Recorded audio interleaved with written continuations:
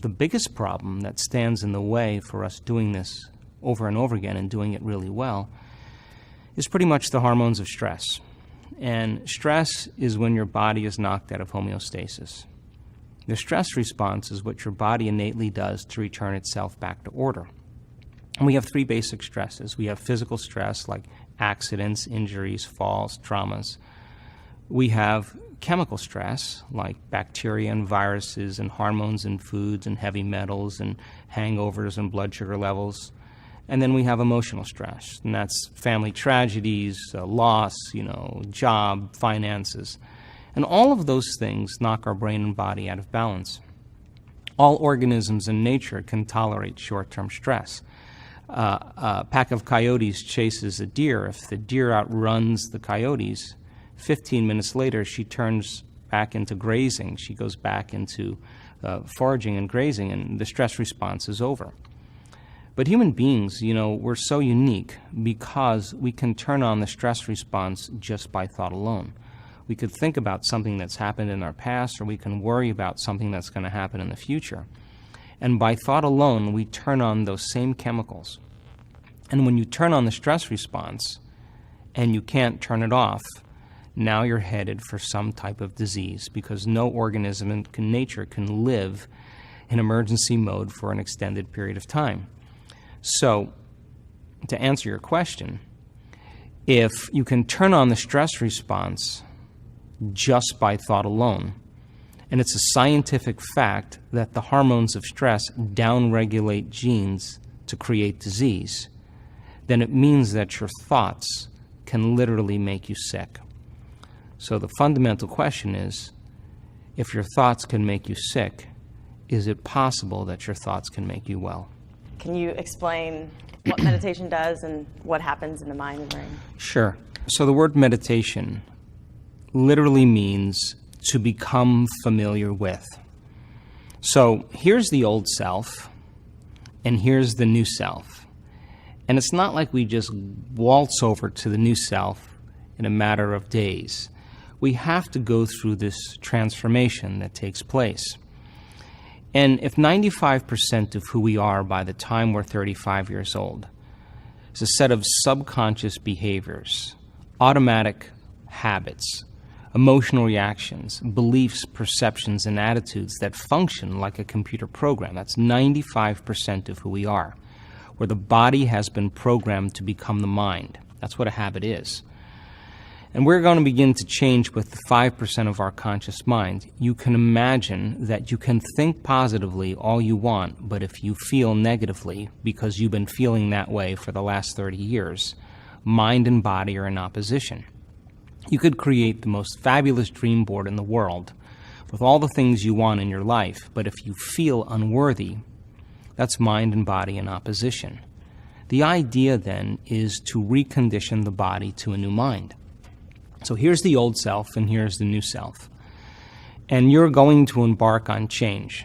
The moment you decide to no longer think a certain way, to act a certain way, or to feel a certain way, you are going to step into this river of change. Because the hardest part about change is not making the same choice as you did the day before. So we think 60 to 70,000 thoughts in one day. Out of those 60 to 70,000 thoughts that we think in one day, 90% of those thoughts are the same thoughts as the day before.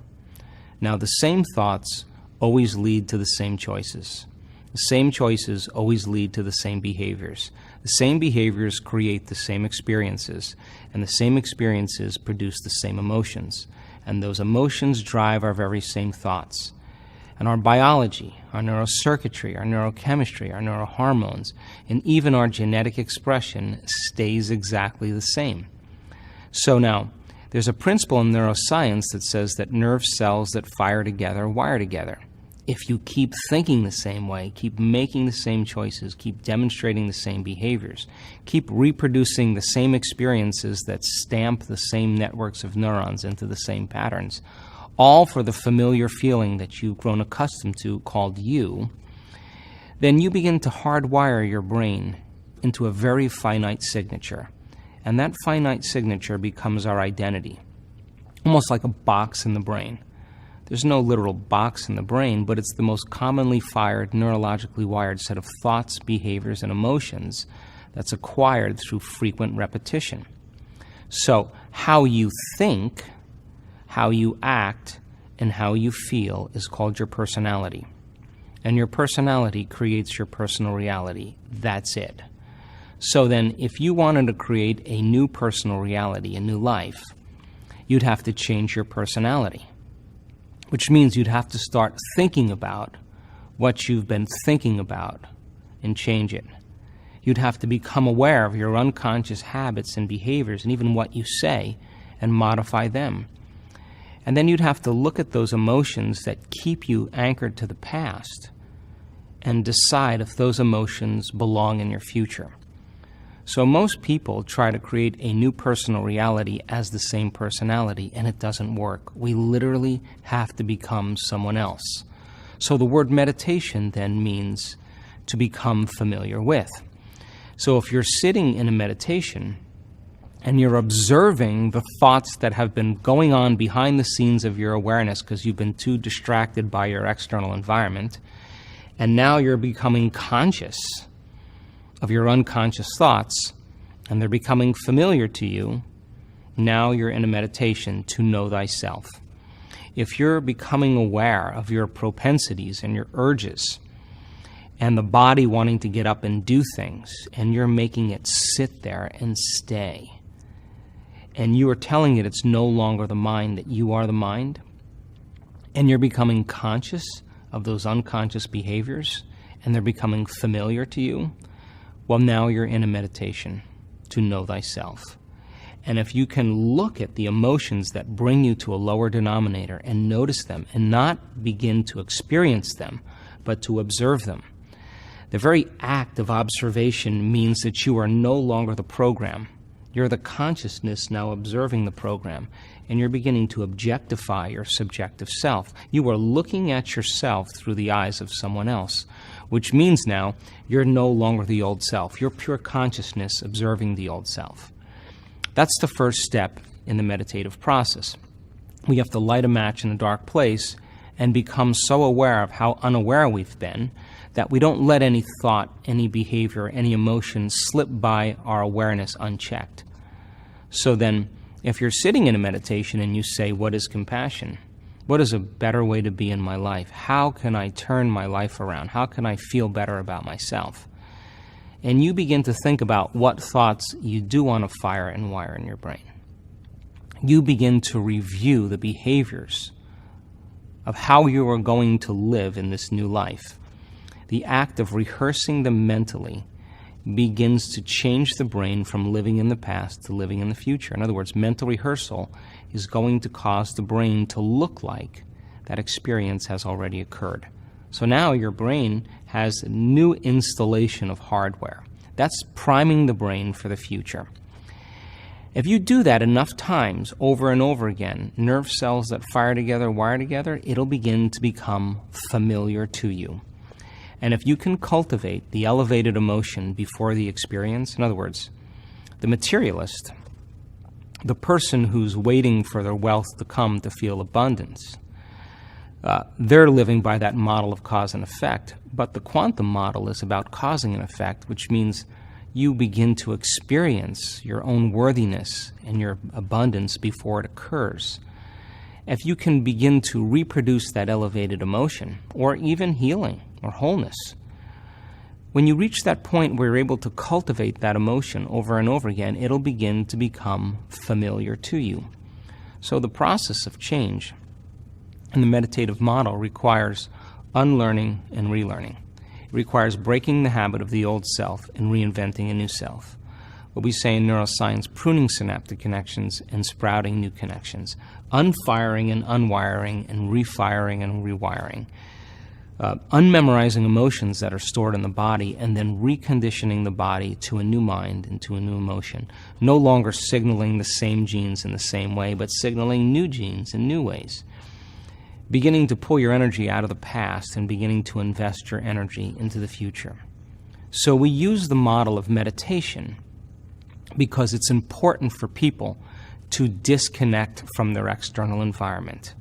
If you close your eyes and you eliminate all the distractions from your outer world, the people and things and places, all of a sudden your brain waves are going to begin to change.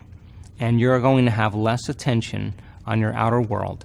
And if you're seeing less and you're hearing less, and we play soft music in the background, you'll begin to pay attention to more of what you're thinking and less about what's going on in your life. If you sit your body down and you train it to be in one place without doing anything and experiencing the same events to create the same emotions, you're telling your body that it's no longer the mind, that you are the mind. And if you are no longer thinking about the predictable future or the familiar past, and you are present in the moment, that's the moment your inner world starts to become more real than the outer world. And that's the moment you can begin to make substantial changes in your own personal physiology.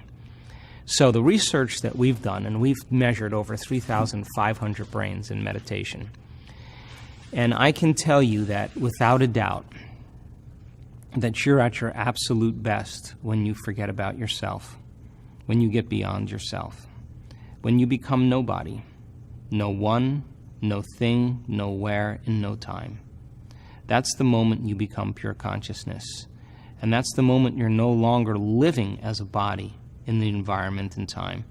And consciousness is what actually executes and has the ability to change the brain and body in very unique ways. Now, we already know how to do this. It's just making it a skill. So then people spend the majority of their lives hoping and wishing and wanting and praying that there'll be some type of change within them. But what we're teaching people how to do is not to pray to have their prayers answered, but to get up from their meditations as if their prayers are already answered. Because when they're combining that clear intention of their future with that elevated emotion, they're literally changing their energy, they're changing their brain chemistry, they're changing the way their brain works, they're changing their genetic expression, they're changing their chemistry. They're literally becoming somebody else. And over again, when people do this, it may take them months to turn their disease around. But over and over again, we've seen this. They come back to a certain level of awareness, and the disease is no longer there. And it's almost like the disease existed in the old personality. They're literally someone else. And we've seen it enough times now to know that people reach a certain point with themselves where they feel so whole. They feel so satisfied with who they are. They feel so happy with themselves and their lives that they could care less if they have the disease. And that's the moment it goes away over and over again. So the other thing about meditation that's so important is that the purpose of meditation is to get beyond the analytical mind. Now, what separates the conscious mind from the subconscious mind is the analytical mind. And when we're driven by the hormones of stress, the very cocktail of chemicals that are created from those stress responses begin to cause our brains to become overly analytical. So the problem that most people have is that the moment they're in an emotional reaction, they tend to analyze their life within that emotion. And since that emotion is a record of the past, and the stress hormones are causing you to believe that your outer world is more real than your inner world, it drives the brain further out of balance. And so when you're under stress, you're focusing on objects. You're narrowing your focus on things, on people, on your environment, because that's where the danger is. You're preoccupied with your body because you believe that you're your body when you're under stress, because in antiquity you had to survive by taking care of your body. And you're preoccupied with time. So living by the hormones of stress causes us to focus on three things: the environment, our body, and time. And we begin to become materialists, and we define reality with our senses. So as we narrow our focus on things and objects, and we begin to believe the outer world is more real than the inner world, and we're trying to predict the future based on the past, we get in trouble because the brain gets more and more out of balance. So when the brain is receiving all these chemicals, it moves into a super aroused state. And that super aroused state then becomes common for most people, but it's like driving their sports car in first gear on the freeway. They stay in the state for extended periods of time. So then, when your focus is narrowed in objects and things and people, the danger is that the brain gets locked into this high state, super aroused state, and begins to become very conditioned into believing that what's in front of it is the real world. So why would you take your attention off of your external environment if there's a predator around the corner? Why would you open your heart and trust if you knew that there was danger there? Why would you want to learn when you should be running or fighting or hiding? And more than 70% of the time in the Western world, people spend the majority of their time living in stress. So it's the redundancy of that process that causes different networks of neurons to begin to compartmentalize. They begin to subdivide. And as the brain begins to become incoherent and begins to become out of balance, when our brain is incoherent, we're incoherent. And when our brain isn't working right, we're not working right. At the same time, the heart, which has its own little brain in it and its own little intelligence, begins to function incoherently as well. And the effect of that is it begins to send very aberrant signals to the body. So then in meditation, when you disconnect from your environment, when you get beyond your body and you transcend linear time, and the inner world starts becoming more real than your outer world, the moment you forget that you're a name, that you're a gender, that you're a wardrobe, that you're a social security number, that you're a profession, that you're married, that you're single, that you're a vegetarian, the moment that you forget about who you are, your identity, your body, the things you own, the place you live, the place you're sitting, and you forget about time, all of a sudden, it's almost like the ego, the personality, is vacant. And when that occurs, all of a sudden, different compartments of the brain that were once subdivided begin to synchronize. We've measured this over and over again. And what syncs in the brain begins to link in the brain. So as different compartments and communities of neurons and neighborhoods of neurons begin to organize into coherence, into orderliness, you start feeling more whole and more like yourself. At the same exact time that we've seen this occur, all the energy that's sitting in the survival centers begins to move right up into the heart, and the person begins to fall in love with the moment. They feel connected to something greater. When we live by the hormones of stress and we're determining our reality with our senses as materialists, we experience separation from possibility. We think we're separate from everything. We're living in a realm where we're defining reality with our senses, and if we can't see it or smell it or taste it or feel it, it doesn't exist. That's what those chemicals do. But when the energy moves into the heart, it begins to produce a profound magnetic field. When you're living by the chemicals of stress, you're drawing from this vital field around your body, and it's turning into chemistry, and the field around your body begins to shrink. We've measured this, and now you become more matter and less energy, more particle and less wave. Now, this is the problem. When people are matter trying to change matter in their life, and it takes a certain amount of time to get what they want because they have to drag their body through space over and over again to finally reach their goals. They try to force the outcome. They try to predict the outcome. They try to control the outcome because instinctively they're matter trying to produce an effect in matter. When that energy moves into this center and the field around your body begins to expand, you're no longer taking from the field, you are now contributing to the field. When that heart starts to get coherent and starts getting rhythmic and starts getting organized, it's like dropping a pebble in water. It's producing a wave. And if you can sustain this state, you're dropping pebble after pebble after pebble. and it's creating waves that keep going out. You're sending a signal out into the field. If you can feel profoundly and deeply, if you can feel richly, you're dropping bigger stones in the water and they're producing bigger waves. Now, all energy is frequency, and all frequency carries information. And if you had the intent of whatever it is that you wanted to be carried on that wave of energy, that elevated emotion, you would begin to broadcast a new signature into the field. And whatever you broadcast into the field is your experiment with destiny. And the longer your consciousness can linger in that energy, now you are calling your future to you. You are collapsing time, and space is moving towards you because you're creating from a realm beyond matter. You're more energy than matter in this realm.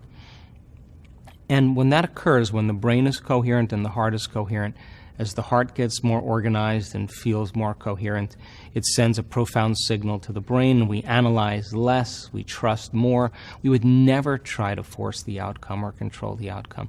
We trust the outcome because we feel connected to something greater. That state of being can be taught, and it can be sustained, and it can become a skill. And if you're able to regulate those states every single day, and able to get your brain and body working right before you present yourself out into the world, you'll be less likely to react to the people and conditions in your life. You'll less likely have your old habits and emotional reactions run who you are. And you'll less likely be thinking about the same predictable future or the familiar past because you'll be present in the moment. And that is when, that elegant state is when the miraculous and the uncommon begins to occur. And we've seen this in our workshops around the world where we've measured people's brains during meditation and their hearts. It is one of the most magical things you'll ever see. We can be looking at a monitor of a person's brain in real time during a meditation. And we're getting so good at this now because we can predict when it's going to happen. We'll see these little downloads from the field, ba-boom, ba-boom, and we start seeing them, we know something amazing is going to happen.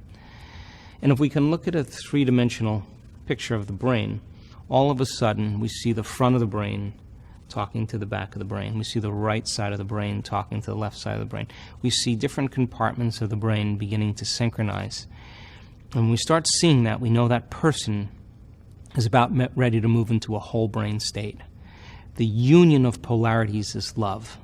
The two hemispheres coming together, the polarities, the duality of the two hemispheres uniting as one is love. It's when we start having that energy land right here, the center of oneness, the center of wholeness. The brain gets organized, the heart gets organized, and when we see that occurring, we can walk around and look at that person, and there are tears of joy running down their face because they are connected to something greater. And that intelligence that's giving us life, that's keeping our heart beating and digesting our food, that runs through the autonomic nervous system, it is the greatest healer in the world. All we have to do is get out of the way. And when we get out of the way, the operator, the tormentor, the personality who's instructing the body to stay in its limited states, once you're nobody, no one, no thing, nowhere, and no time, and the operator's gone, the autonomic nervous system begins to create order where there's disorder. It begins to do what it can do so well, which is create homeostasis and balance. It can begin to change chemistry. It can begin to change genes. It could begin to change neurological patterns. It could begin to move energy in the body. And the person always says the same thing. I didn't do any of the healing. It was the power within me that did the healing all along. All I had to do was just get out of the way. And so I think that we could only talk around these things, that you have to have the experience.